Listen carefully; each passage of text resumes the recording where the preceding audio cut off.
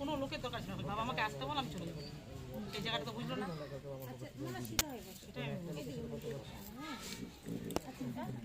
এত কিছুই দরকার ছিল না, কিছুই দরকার ছিল না।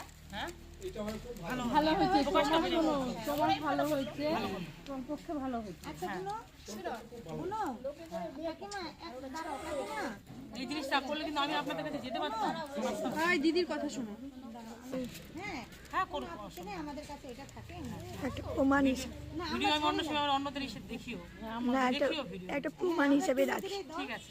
আচ্ছা মোনা, বিয়ে হওয়া কতদিন তুমি মানে সংসার জীবনে কতদিন তুমি শ্বশুর বাড়িতে ছিলে? শ্বশুর বাড়িতে মেনেই নেয়নি আমাদেরকে, আমার বড়ই এখানে 4-5 বছর আমরা ছিলাম এখানে এই বাড়িতে, কোথাও ঢুকায়নি, বাবা ঢুকাবে না। নমস্কার মেম্বারকে নিয়ে গেছিলাম, নিয়ে গেছিল উনি, রাজু মেম্বার বলতেছে যে সব ব্যাপারে কথা বলতে আসবেন, আমার শ্বশুর এই ব্যাপারে কথা বলতে আসবেন, আমি ছেলে নেই আমার মা, ঠিক চলে আসছি, কোনোদিন জোর করে ঢুকতেও যাই দাদা না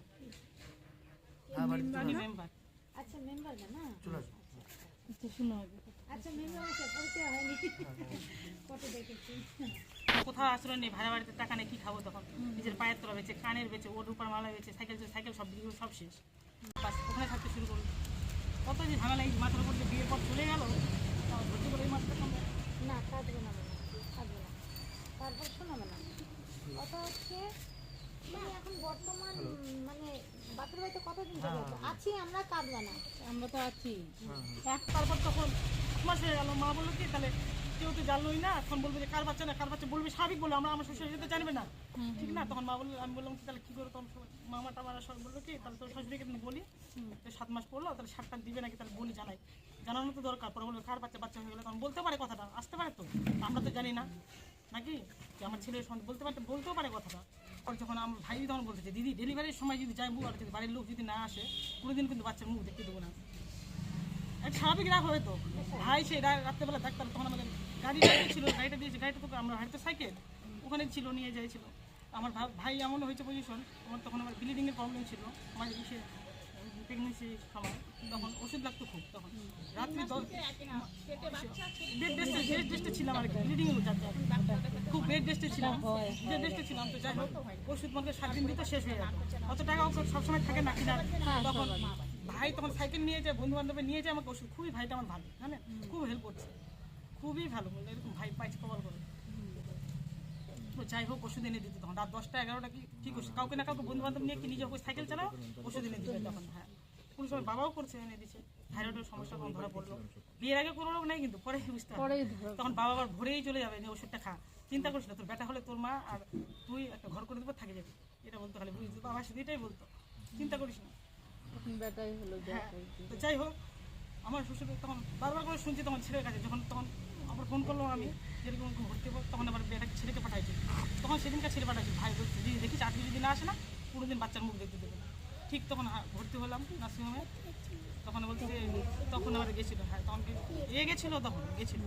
তো যাই হোক তখন আবার আমার শ্বশুর কিন্তু বারবার করে ভালো করে দেখ ছেলে না মেয়ে, ভালো না ছেলে না মেয়ে, ভালো করে দেখ। ভাই গেট পর্যন্ত চলে গেছিলো, একবার দেখাতে গেছিলো প্রথম ভিডিও, তাও বলছে ছেলে না মেয়ে ভালো করে দেখ, নিজে যখন উনি চোখে দেখছে তখন বলতেছে ছেলে হলে ঢুকাবে না, কোনো মেয়ে নাহলে ঢুকাবে না। পরে যখন থাকলাম ভাই যাই হোক, পরে একদিন বলতেছে আমি ছেলে হলেও ফেলে দিতাম না, মেয়ে হলে ফেলতাম, কিন্তু আমি তো জানি সেই সিচুয়েশনটা শুনছি, নিজের কানে শোনা তা তো না। তারপরে ওখানে গেল, ওখানে 1 মাস এখানে চলে আসলো, তখন শাশুড়ি দেখতে গেছিলো, একটা বিস্কুটের প্যাকেট না একটা জলের বোতল তখন দিয়ে আসছিল বেডে দেয়নি, দেখতে গেছিলো, শুনুক দেখতে গেছিলো, কিন্তু পর্যন্ত দেখতেই গেছিলো।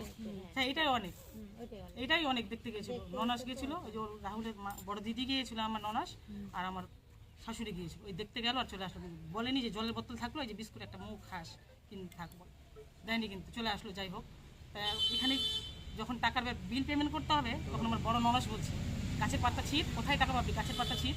আমরা কিন্তু চাইনি, কিন্তু বাবা মা কিন্তু দাবিও করেনি যে কিছু দাও হেল্প করো, তার আগেই বলতেছে ওর রাহুলের মা আমার ননাস বলছে, বড় ননাস যে গাছের পাতা ছিট, কোথায় টাকা পাবি গাছের পাতা ছিট। আমরা কি চেয়েছি কোনোদিন, চাইনি।